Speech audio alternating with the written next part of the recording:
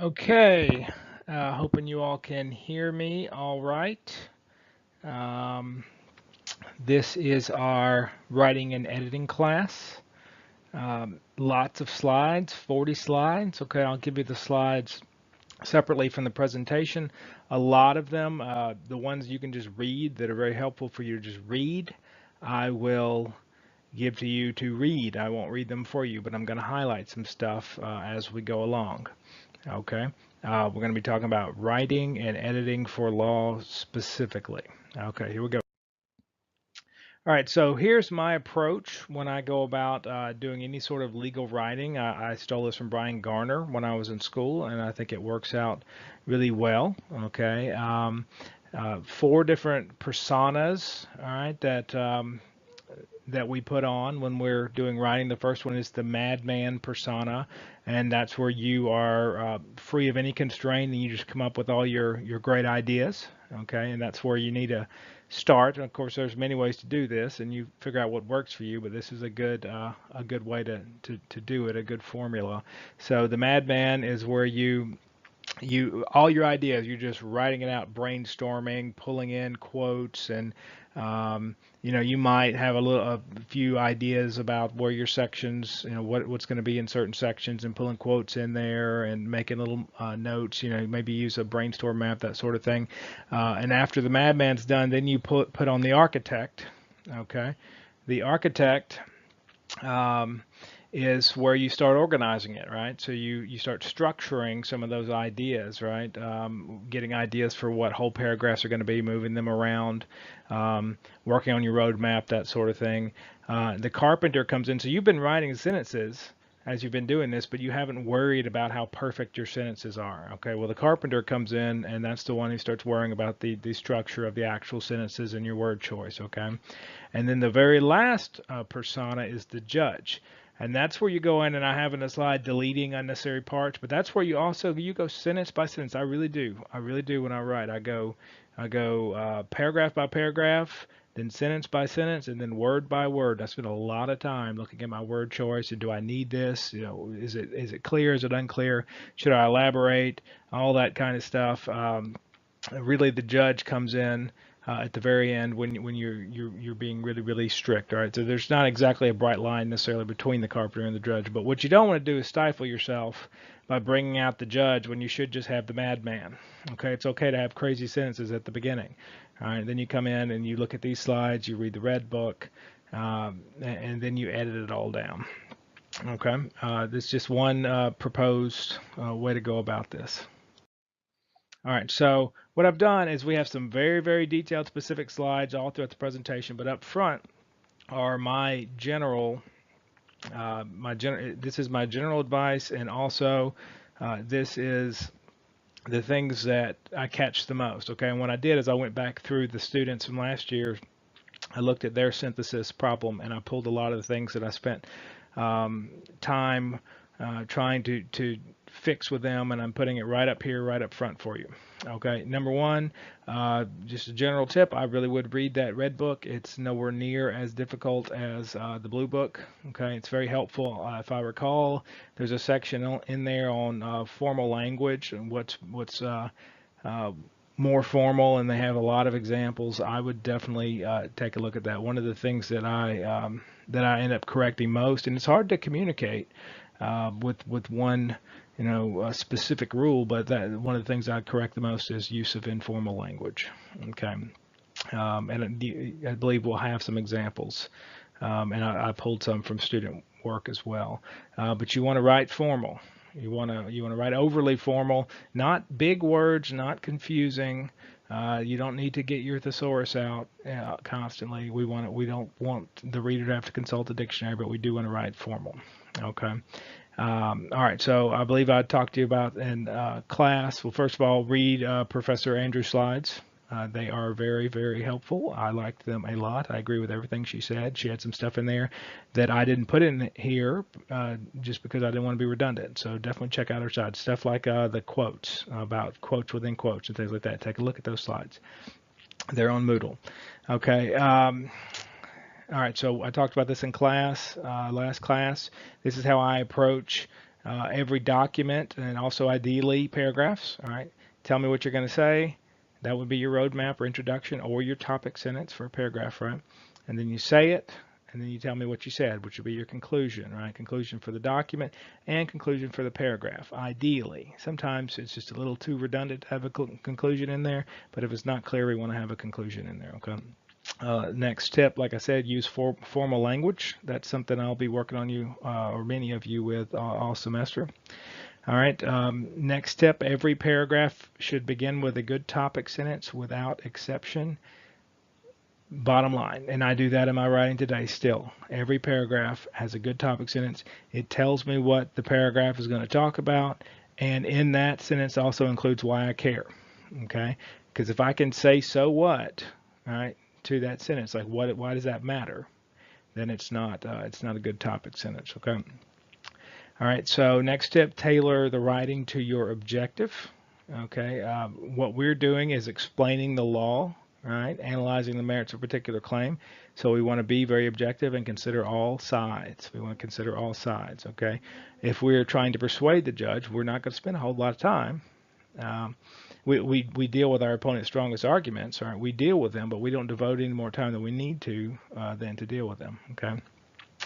Another good tip: write as if the reader does not know the law, and that's one step down. So if I'm writing for a partner, I'd write it for an associate. I'm not going to explain legal terms that I know the associate would know, okay? But I'm going to explain a little bit more, all right? If I'm writing for an associate, then I'd write for a law student, right? And if a judge, I'd write for a law clerk. That's a good tip, okay? We're going for simple, short, and to the point, all right? You don't get points for unnecessary length of pages, okay? If we can do it in 5 pages, do it in 5 pages. And that may be a change from something in undergrad, okay? All right, another one is we avoid flowery language. It's not necessary. It doesn't add anything. It gives a little too much personality to our document, which makes it less formal, in my opinion. So here's an example in the slide. Later that morning, Gumby tragically slipped on a time-worn banana peel carelessly left lying about on the floor by Blockhead. Okay, all those red words, all right, can go away. We don't need any of them. It can be much simpler and concise. Okay, sometimes when we're doing persuasive writing, we might bring in one of those words just to flavor it up just a little bit, but not with objective, not this semester. Okay. All right, so I believe I've already said, do not require the reader to consult the dictionary. All right, always be respectful to the judge and the other parties. Okay. And then down here we have use the roadmap, the introduction paragraph, right? And then we have organization, headings, topics, sentences, all that kind of stuff. Like I've said, we don't expect whoever we're writing this for to actually read the whole thing. We want to write it well enough to where we get their attention and they can navigate the document by highlighting things, right? So and giving them a roadmap, giving them a roadmap with the intro paragraph. Okay, we make our organization, our headings really simple so they can go, if they're only worried about element 3, they can find element 3 real quick. If they're only our topic sentence, let them know what paragraph to actually get to if they're looking for a specific issue, that sort of thing. Okay, also we want to write, I'm not one who believes that passive voice is a sin outright. Sometimes passive voice is okay to vary it up, right? But we want to aim for active voice, right? So active is, you know, let's see, Gumby. All right, I can't see my little thing. All right, so Blockhead was hit by Gumby. Was hit by Gumby is passive, right? Gumby hit Blockhead. That would be active. Okay, active. So, and I'll help you with that. It's not a cardinal sin, but it's definitely something you want to work on. Okay. All right. I'm big on grammar and especially typos, avoiding those. Okay, if you have a lot of typos in your document, you will not do well, no matter how good the analysis is, right? So as lawyers, we have to have a lot of attention to detail. It's very, very important, okay? Think about, you're going to find typos on my slides at some point this semester, if not in these slides right here. You could think about how you judge me for typos with just little class slides. What about legal work? All right, you're turning in legal work. No typos, okay? All right, so consistency is important, right? So I'm not going to give you exact rules for things like headings and how to come up with an acronym if you're dealing with, let's just say you're dealing with a long party's name, a long company, and you may change it to abbreviate it so you don't have to say uh, grab a hold rope company incorporated every single time. You might just say GARC, okay, that kind of thing. Whatever it is, got to be consistent with it. If you're gonna, I encourage you to look at the rules, pull out the red book about if we're gonna spell out one versus write out one, that kind of thing. But regardless of what you do, keep it consistent. Do it right, but keep it consistent, right? Same thing. There are some hyphens that are longer than others, right? So keep it consistent unless you have a specific reason for one hyphen being different. That's the level of attention you have to give to it. So, and I'll notice this. I don't mean to, but I can't help myself. You'll bold your section headings and underline the letter on section A, but you won't underline the letter B on section B. You underline A on section A, but not B on section B, and that's inconsistent, right? It distracts me from the document. We want no distractions, so the reader is entrained with the document, okay, and they're not up thinking about something other than what you're trying to say, okay. Avoid the use of the word so. This is my only real weird little quirk, right? And I actually learned it from my LLR professor, who was a great professor, and taught me not to use the word so. All right, so sometimes you'll run into a situation where the court uses the word so, but whoever you're writing for doesn't like the use of the word so. So if that's the case and you want that quote in from the court, then put it in quotations. But you do not use the word so. That's my one little thing. Some of the other professors have a lot more. That's my one. That's just my one. Um, okay, next, no contractions. I would think I would need to say that, but I had some problems last year, so no contractions, none at all. It's not formal, right? I do not, informal writing, it's fine, but when it comes to formal legal writing, I never start sentences with and or but or that kind of thing, right? All right, so if I'm going to quote a really long passage, first of all, it needs to be in there. I don't need to just start quoting long passages from the court just for the heck of it. Okay. But if I am going to quote a passage from the court that's necessary and I want it in there, or statute, for example, depending on how long it is, right? Well, there's a way to do that in the Blue Book. You can have that quote, but the way that we read, our eyes tend to skip right over it. Okay, so what I've learned and I think is really good practice I'd like for you to do is if you have a really long quote, the very next sentence that follows that quote, you need to summarize the point of that quote in one little sentence right there, right afterwards. Don't expect your reader to actually read that quote. Okay, you can have it in there for convenience, but if it's a really long quote, we call it a block quote, right? That's what the Blue Book calls it. Don't expect them to read it. Okay, this is more of a pro tip, but it's still a good tip. So we want to vary it up because we want to keep our reader entrained. We don't want them to come out of the document and notice anything. All right, so one way to do that is we avoid starting a sentence with the same word over and over and over again. It's not as professional as it could be if you just vary it up. Okay, and you can grab thesource.com to look for instead of however, you could say moreover. Or in addition, or on the contrary, or something like that. All right, vary it up. So we don't want to start 5 sentences in a row with the word the. And sometimes we use passive voice to vary it up, and that's okay in my book. Okay, here's a good rule. All right, I think we have some slides on this later on, but I don't have a hard and fast rule for paragraph length, but if it spans a full page, it's probably too long. Okay, if your paragraph's a full page, it's probably too long. Could there be some exceptions where you needed to quote a bunch of code or federal regulations that are really detailed and block quotes in it? Yeah, but are you going to have those exceptions? Probably not. I think really about a half a page is a good length for a paragraph, but a full page is definitely too long. All right, same thing with sentences. I don't have a hard and fast rule, and there can be exceptions. Again, it's art, not science, but a sentence that's more than 4 full longs, probably too long. Okay, it means you're not as concise as you can be, and you need to go back there. It's actually good, right? This is where you're in your carpenter or judge stage, and you come back out here and you say, well, I'm not being as concise as I can be because based on my rule, this sentence is too long because it's 4 full lines. Okay. All right. So in LLR, and for now, all right, the word court is going to be lowercase in your memo, and whether at any point this semester. Okay, unless you are referring to the United States Supreme Court or the word is part of a proper noun like Alabama Supreme Court. All right, so other than those two situations this semester, the word court is lowercase. Okay, I like justified paragraphs, right? That's where the paragraphs are even on both sides. Some people don't. I didn't used to like that, and I had somebody corrected it in my writing long enough and tell me it was more professional and polished, which is completely a matter of opinion. But I tend to agree with it now. So go ahead and start justifying your paragraphs, and you'll work for people. If you do writing the law, you'll work for people who have these kinds of preferences, right? Um, all right, punctuation goes inside the quotation marks. All right, so we have an example, and I think there's a new teaching or something that in undergrad where they're doing it outside the quotation marks. I never learned that.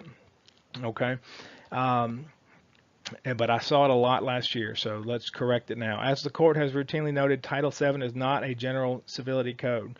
Period. Then the quotation. Okay, and my head's covering it up. In the screen, the wrong way to do it, but you can see it in the slides that I'll attach in addition to the video link. As the court has routinely noted, Title VII is not a general civility code, quotation marks, then period, that's wrong. Okay, all right. A quoted section like that's very sad if the punctuation is outside the quotations. It makes it sad. So we've got to put the quotation in, or the punctuation in the quotations. Okay. Take yourself out of the document, right? I don't want to see anything about, I believe, I would argue that, I think that, it is my opinion that, all that kind of stuff, right? Just state whatever it is you're going to say, leaving those words out, all right? I believe that the court would conclude X, Y, Z. We just say the court would conclude X, Y, Z, and if you've done a good job supporting your argument, then you're fine, right? None of this I believe, I would argue that kind of stuff. Avoid colloquialisms and legalese, right? So legalese, what is that? Those are the fancy words that you think lawyers use that maybe some of them do, but they shouldn't, right? So aforementioned, I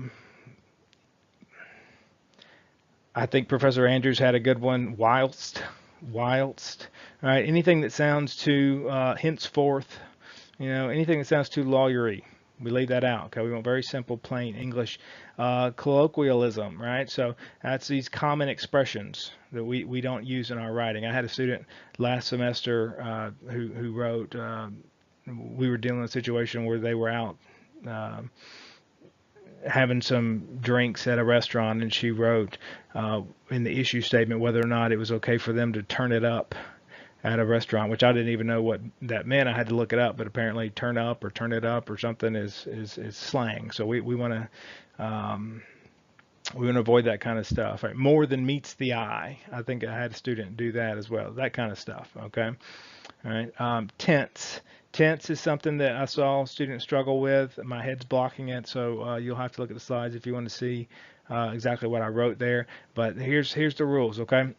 A statement of the current law is present tense, even if it was in a court case from 50 years ago. That's present tense, okay? Anything that happened in that court case, any of the facts, any of the claims, anything the court said, all right, all that is past tense, okay? And then when we're doing our analysis, we'll deal with some future tense where we say the court may conclude this kind of stuff, or the court will likely decide this kind of stuff. But we're past, present, future. Okay, so anytime where this comes in,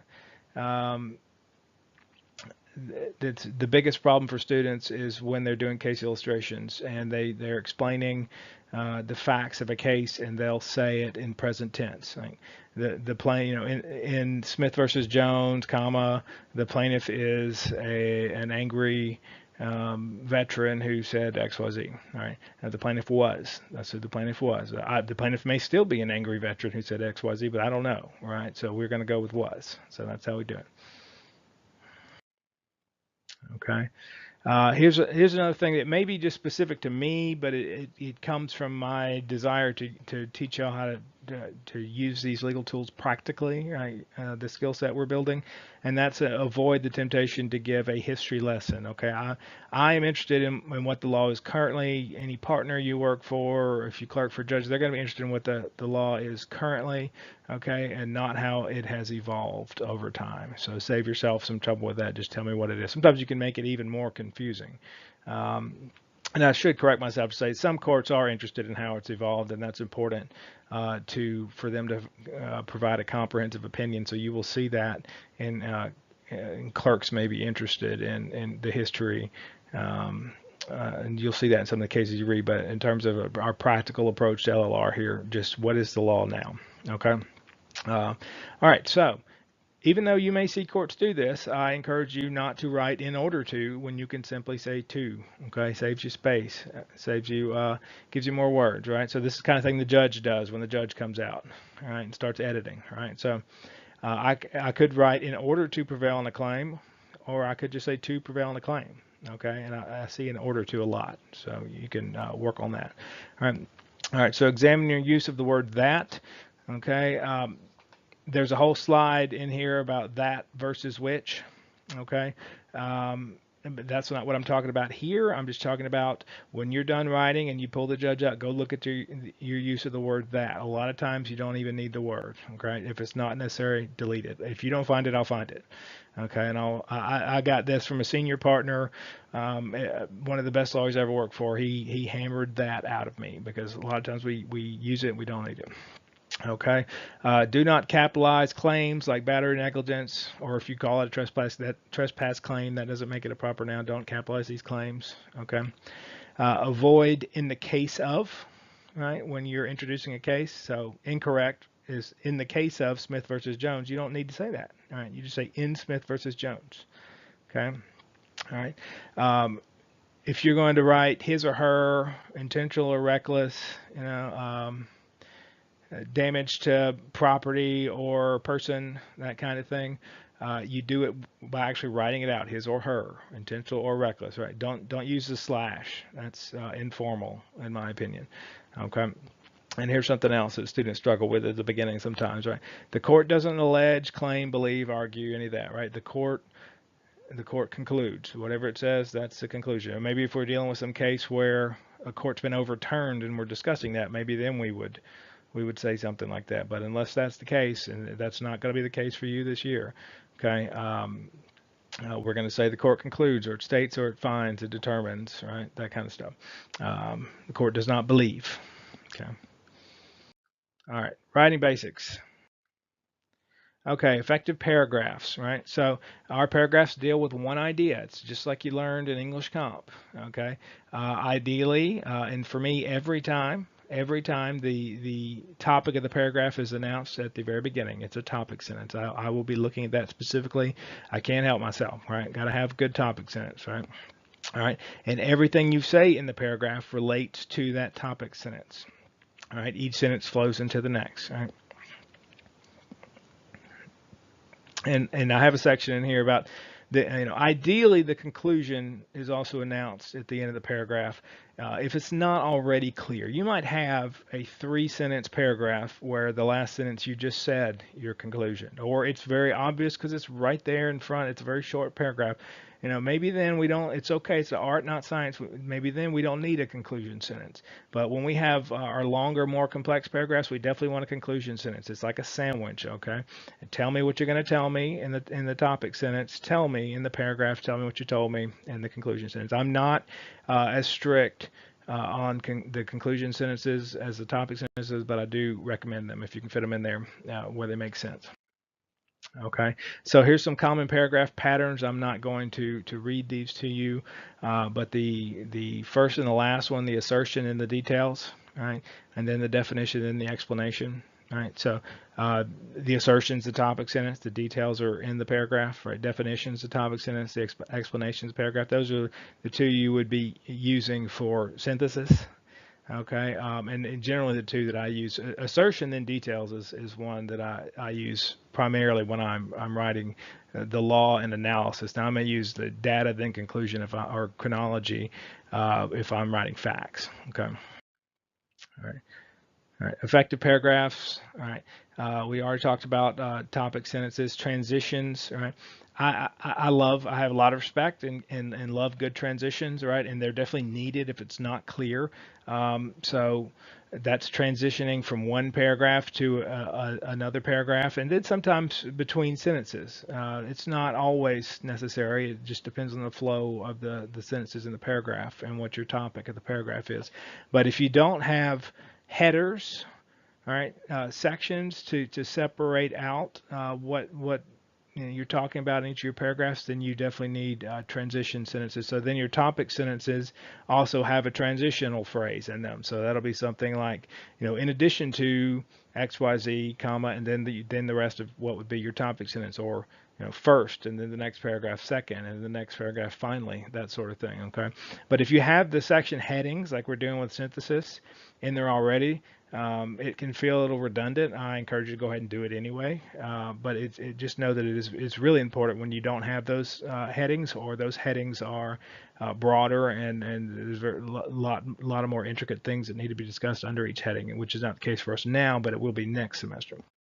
Okay. All right. Topic sentences, and I've talked about them at length already, right? But so they summarize what's in the paragraph, right? They put everything into context, right? They introduce. I like to keep it a single issue, right? But sometimes sub issues as well, right? And these topic sentences are very important if you want that paragraph to get read. Okay, I need to know what's in it and if it's important. And if you hide the important stuff in the middle of the paragraph, I might just skip right over it. Okay. All right, so here's an example of a wrong topic sentence, and you can take a look and read this. And I've got my little bullet or my little box, and it says, "So what?" Okay, and this is very common for students to do. All right, in Garrett versus Daly, a 5-year-old boy, Brian Daly pulled a chair out from beneath Ruth Garrett just prior to her sitting down. That's a perfectly well drafted sentence. Okay, but so what? So what? We got to tie it back to why it's important. Every time, tie it back to why it's important. Okay. And in this case, it has to do with the battery claim. So we're going to want to tie it back to battery. Or if we've got it on if we're dealing with intent on a specific section, all right, we want to tie it back to intent. All right. So much better. Whether a child has the requisite intent to commit a battery depends upon whether a child of his age, intelligence, and maturity would know that injury is substantially certain to result from his action. Okay. All right, and then we can go into our Garrett v. Daly explanation. Much better, much better. Right, so that's a legal rule that was pulled out of that case. All right, Clark Griswold held excessively loud and noisy holiday festivals on his property for several months each year. These festivals resulted in his neighbor, Margot Martin, losing countless hours of sleep, suffering hearing impairment, and fearing for her safety. Martin requested Griswold in these festivals, but he has refused. Okay, well, first of all, well, so what? So what? Okay, so we have 3 sentences. That's okay, but it doesn't tie it to anything important. Okay, that topic sentence it's close. We could tie it to something, or we just need to bring it back into a claim or whatever it is we're discussing, right? In that sentence. Okay. All right, much better, right? Because this is what we're going to talk about in this paragraph. Clark Griswold is liable for the tort of nuisance. All right, and I'll let you read that, but that's good. That's a good paragraph. Okay, and you see how everything in the paragraph relates to that sentence. All right, Clark Griswold held excessively loud and noisy holiday festivals on his property several months per year. Okay, I'm going, so what? It's not a bad sentence, but so what? We got to tie it to something that matters, right? Why it's important. Okay, these festivals resulted in his neighbor Margot Martin losing countless hours of sleep, suffering hearing impairment, and fearing for her safety. Martin requested Griswold in these festivals, but he has refused. Festival visitors also walk through the property and leave trash. Martin feels like the property is no longer her own. And now I'm like, what? Whoa, that's a totally different thing, mixed in the same little paragraph here. Okay, we want to stick to one issue at a time, to one topic at a time in a paragraph. Okay, so let's look. What we really were dealing with and what we need to tie in is that's 2 different issues. One is nuisance, okay, which was not tied in my first in my topic sentence, but at least we had facts that were related to it. Right, and that last little part was trespass. Okay, and these are good topic sentences. Okay, and I'll let you read those at your convenience. All right. Again, paragraph length. All right, so I don't have a firm limit, but a whole page needs to be broken up. Okay, I may tell you, I may read it and it's half a page, and I may tell you it's too long. All right, or you got into a whole different topic. All right, so we want to look for the natural breaks. All right, if we're in a new idea or topic, we break it up. Right, this is English Comp. It's just right out of freshman English undergrad. Okay. All right, so here's an example of good transitions between sentences. I know you've seen some in our Pimpernel example model answer that I've given you has great transitions between paragraphs. Here are some good transitions between sentences. Okay, just for you to take a look at.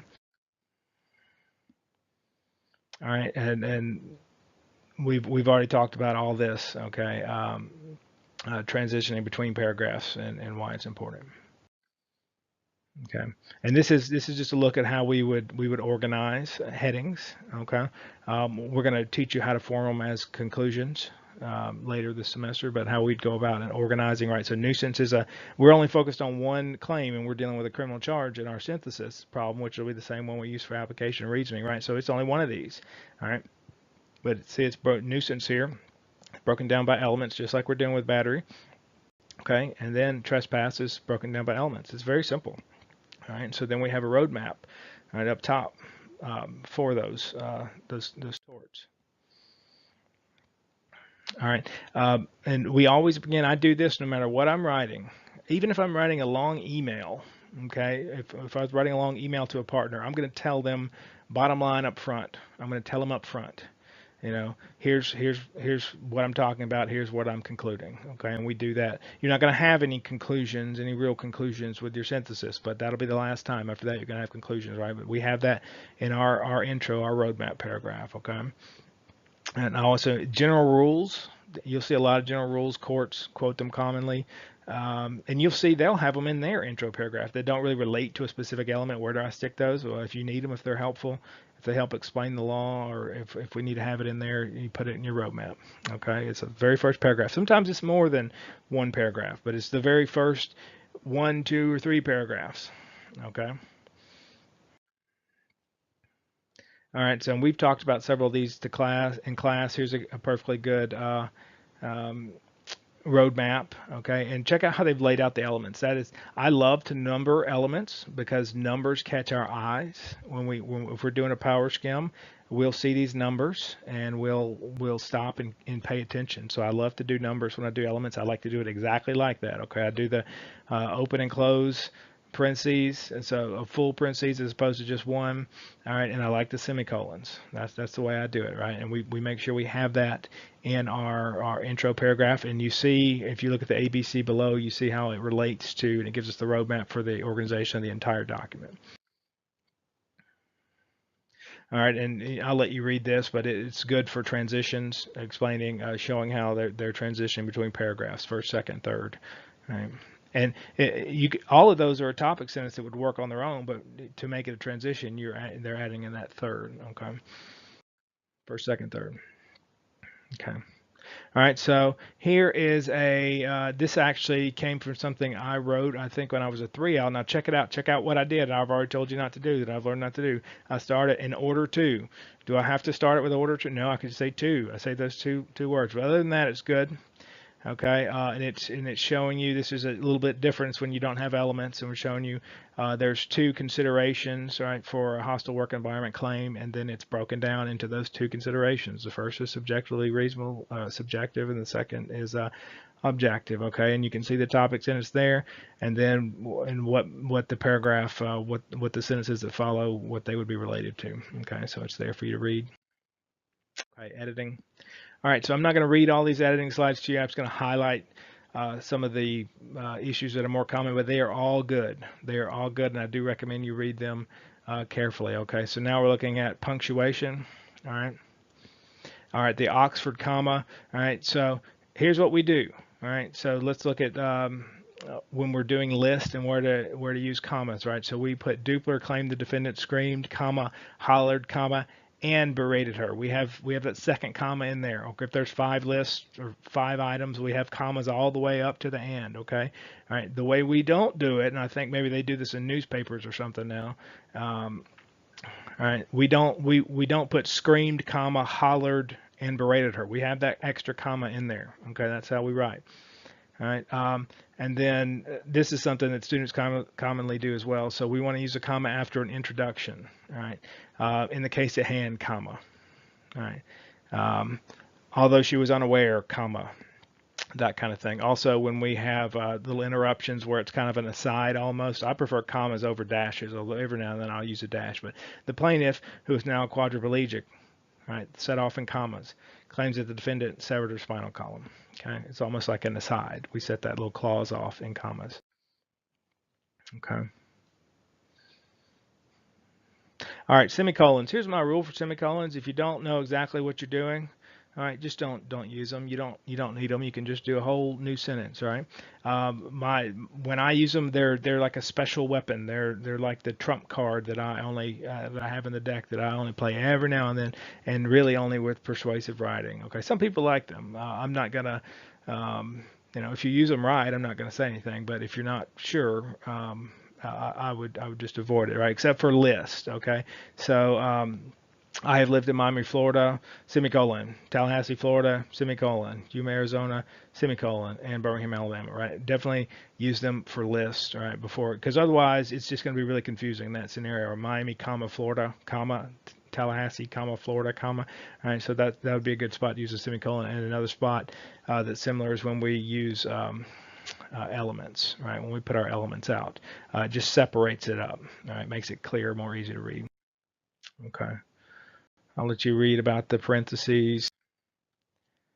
All right. I've already said this. Punctuations go inside the quotation marks. The defendant said, I did not commit this crime, period. Then close the quotation. Okay. I'm going to let you read this. You'll have the slides, or you can pause the video.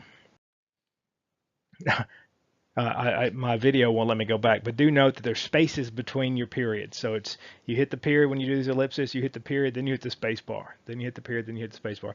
I recall not getting that right on my law review Blue Book exam. It's that tricky. Okay, read that versus which.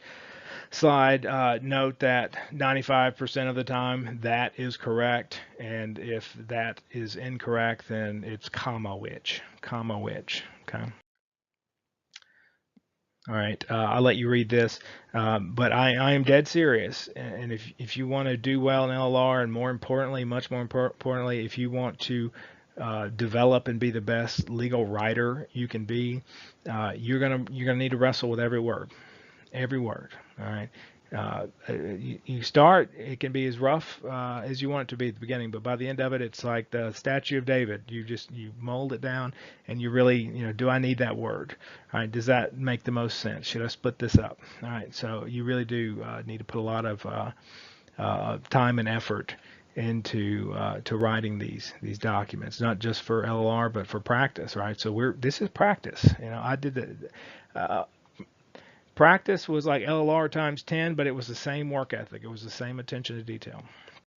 Okay. All right. So we've already talked about passive voice. There's a great slide right here to educate you on that if you're not familiar. Again, it's not a cardinal sin, but it is best to avoid passive and write an active voice. Okay. All right. If you find the word of, okay, and we're talking about prepositional phrases right here, and note all these slides have a Red Book reference, Red Book 10.43. Okay, that's awesome. Go look at that reference. Okay. If you find the word of, and again, not a cardinal sin, but often it will lead you to a section where you can edit it and be more concise, more direct, brief. Okay. So at the end, and that's what I really do. Like, for example, I've told you I do not like the word so. At the end, I do a search for the word so. If I have a partner or somebody I'm working with who doesn't like that I'm going to do a search, a whole document for the word so, and I'm going to find it's going to be on my list. I'm going to keep a big list of things to search for. So at the end, you can keep put of on your list and look for these prepositional phrases. All right, buried verbs, and here's the same thing. You can write much better if you search for words ending in tion, ion, soin.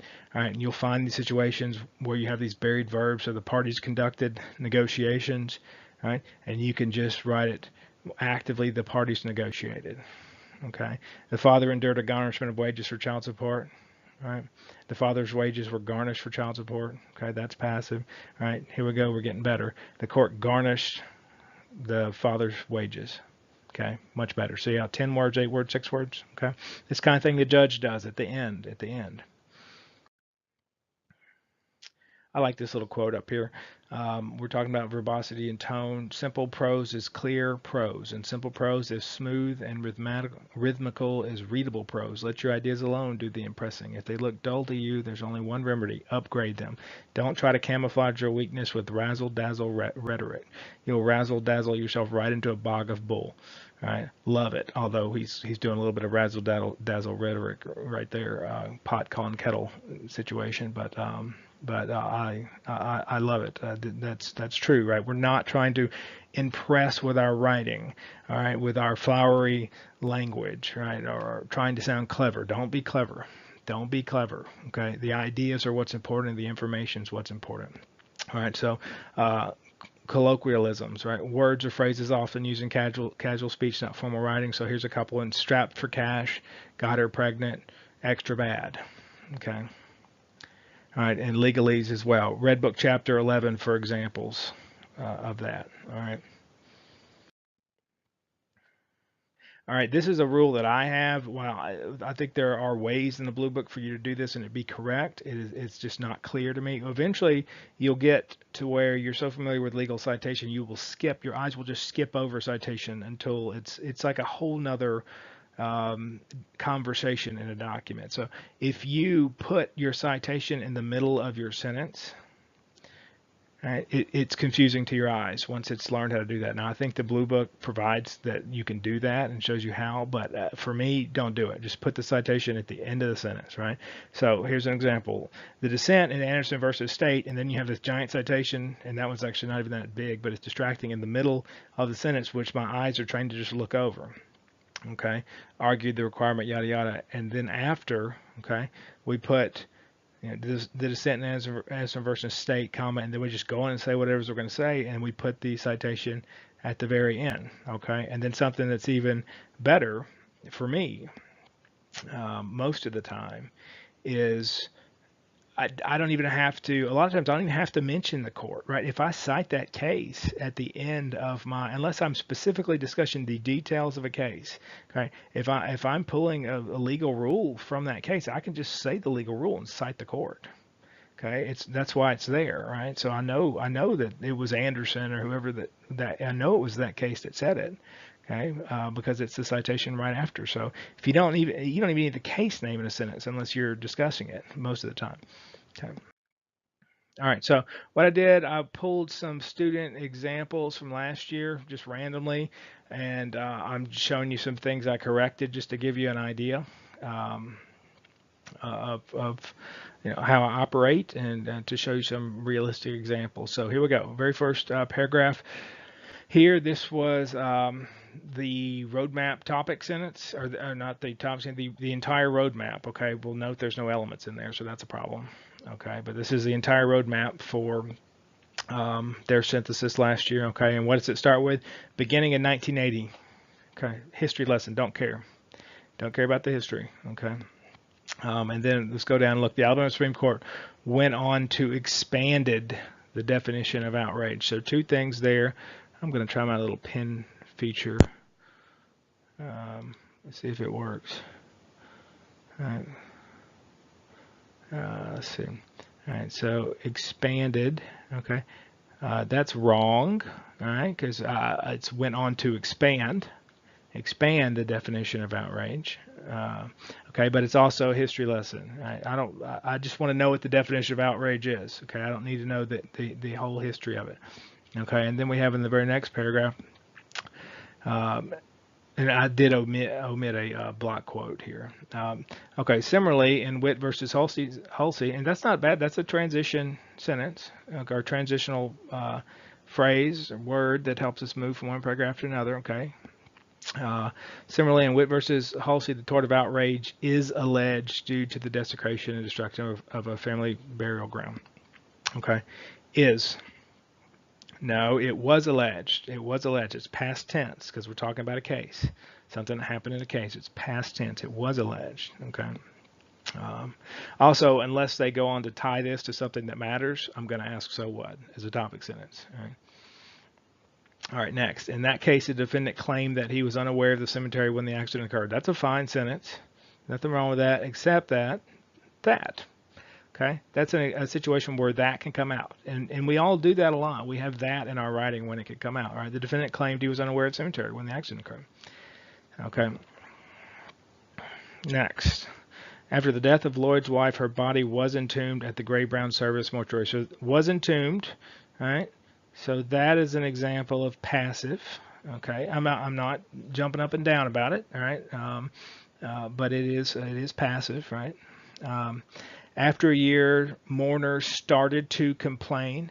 Okay, started to. That's an example of informal writing. Started to. I don't even know that we need to say that at all. We could say after a year, mourners complained. Right? Started to complain. I don't even know how one goes about starting to complain, actually. Um, and so complained. Okay. However, it wasn't. Right? Contraction. Not okay. All right. After prying, here we're at this last sentence. After prying open the casket and tossing a caustic chemical on the remains. Tossing. All right. That's informal. All right. There's a lot of ways to say that more formally. After prying open the casket and pouring a caustic chemical on the remains would be better, right, than tossing. Very, very informal word. All right. And what about they?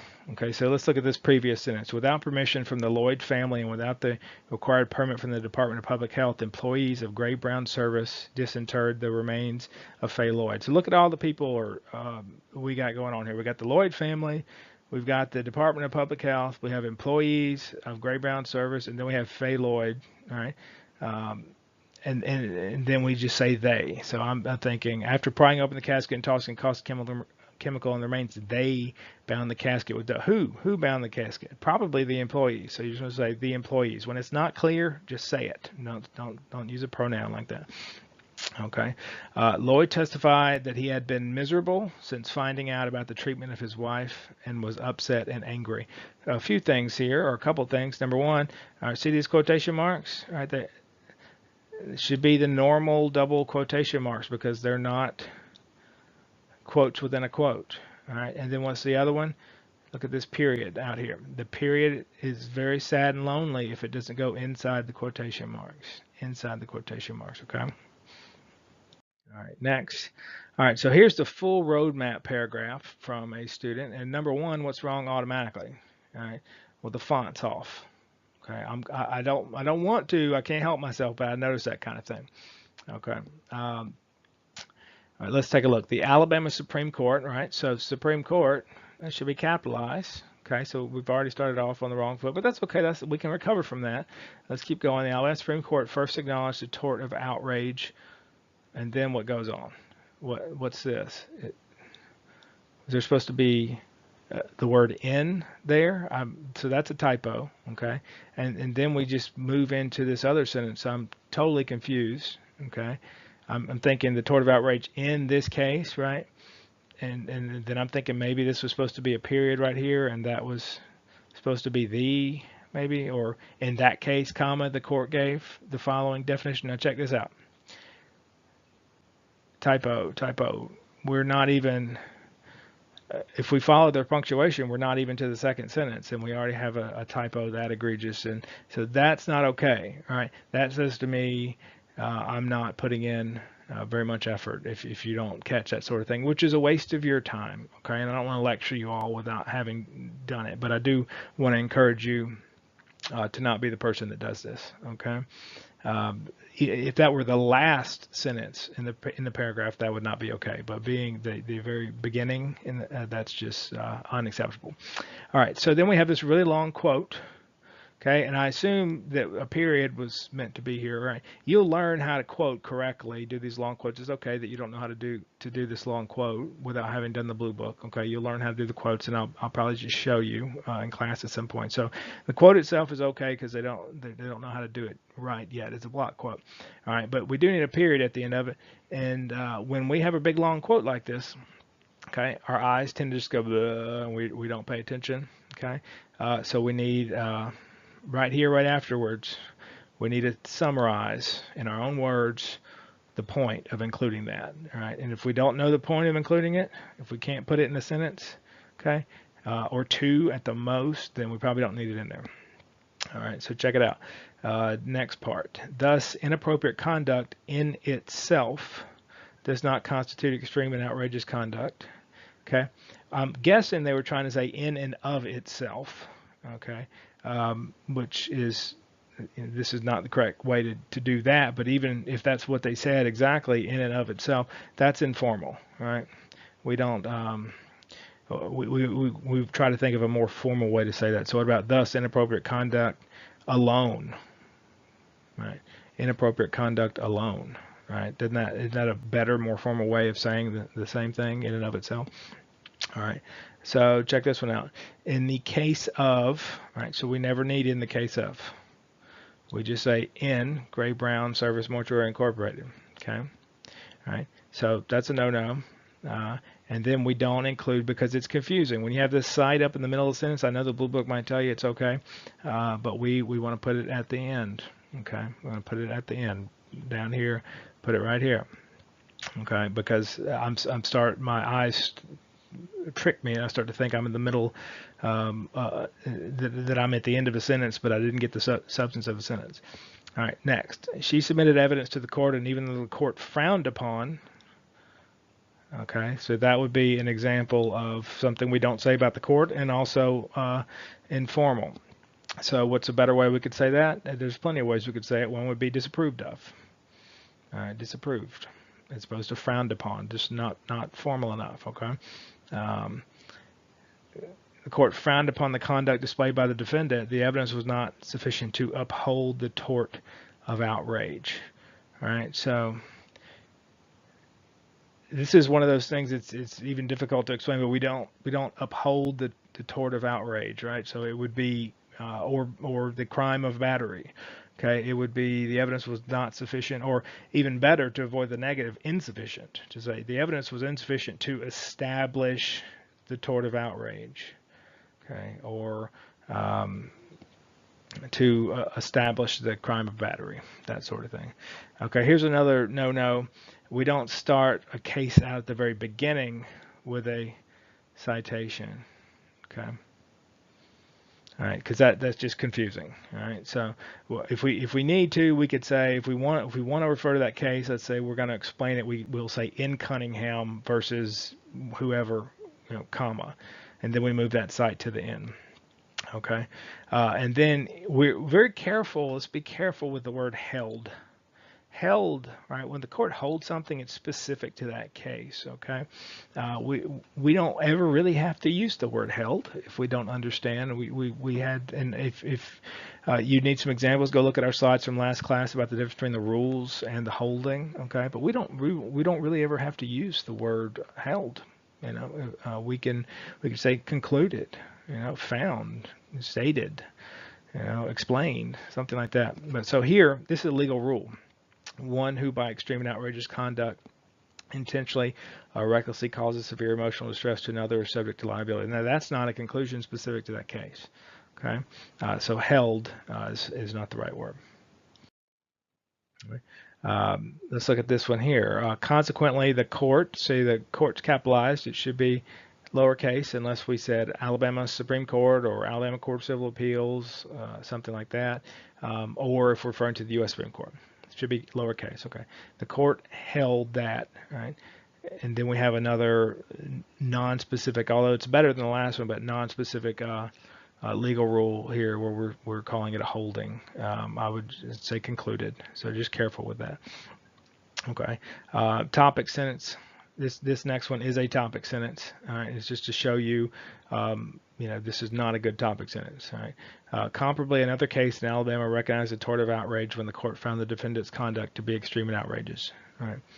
All right. So this is what I call telling me the story of the cases, like a picture book of this case, in this case, in this case, and it's not about the cases. Okay, it's about the rules. It's about the legal rules and the law, because that is the law that we pull from the cases or statutes. Okay, and the cases just help us illustrate, all right, the law, right? The rules are what's important, so we want to stay focused on that. Okay, and so this is an example of story of the case. All right. All right. Lastly, in order to, remember we don't have to say in order to, we can just say to. All right, and then we have a typo. In order to for. Okay. All right. Lastly, in order to for the plaintiff to allege the tort of outrage against the defendant, comma. Okay. So check it out. And I had to say this several times last year, so it's probably, I'm glad that we have it in here and we could point it out. So you can allege anything. All right. You can allege the tort of, you know, Never Land against somebody. You can allege anything. Okay. So when we say this, in order for the plaintiff to allege a tort of outrage against the defendant, the plaintiff, all they have to do is say outrage. Yeah, I allege a tort of outrage. Okay. What we're trying to say is, in order for the plaintiff to prove the tort of outrage or show the tort of outrage, something like that, because you can allege anything. Okay. And then let's look down here. In conclusion, for a court to constitute the tort of outrage in a defendant's conduct, okay, this is another one of those. It's hard to come up with kind of wrong ways to do this. But so that I'm not exactly sure what they're trying to say, but I think it's in order for the court to conclude. Hang on. For a court to conclude that the defendant's conduct was sufficiently severe to establish the tort of outrage, something like that, right? It's not the court doesn't constitute anything, right? The facts that occurred, was that sufficient to constitute the tort of outrage? Okay. How about for a court to find the defendant liable for the tort of outrage, comma? That would be better. Okay.